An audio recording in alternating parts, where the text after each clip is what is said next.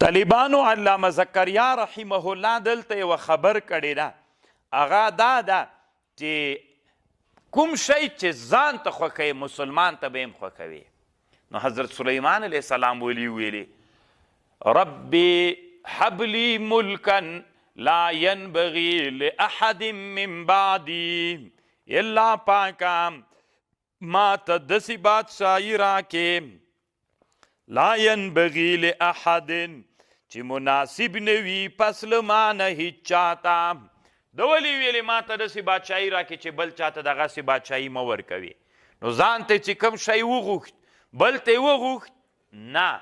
نو طالبانو د دې جواب علماو کړی ده.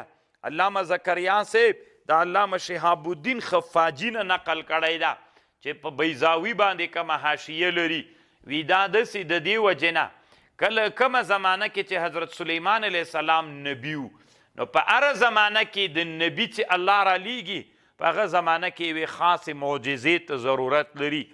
حضرت موسی علیه السلام سره مناظره او د ده سره معجزه چې وه دا د حسن وی د سحر ولا، او نبی علیه السلام زمانه کې د فصاحت او د بلاغت ولا، د حضرت عیسی علیه السلام زمانه کې هغه معجزې د علم طب ولی، د ده زمانه کې مفاخره بالملک ولا، یعنی د حضرت سلیمان علیه السلام په زمانه کې دا معجزه چې وه مفاخره بالملک ولا، داسې بادشاهي ما ته راکې چې دا اصل کې دغه خپلو جباریینو او دغه لویو کبرجنانو سره دا د ده معجزه وه. طالبانو په دې باندې د ده د نبوت ثبوت راتله.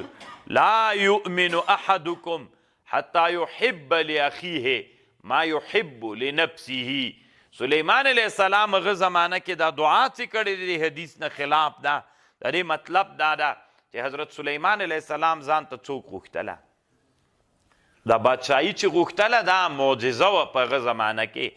مفاخره بالملک د حضرت سلیمان علیه السلام زمانه کې څوک و؟ دا معجزه وه طالبانو. منافسه فی الملک، حرص فی الملک، دا د حضرت سلیمان علیه السلام په زمانه کې همدغه معجزه وله.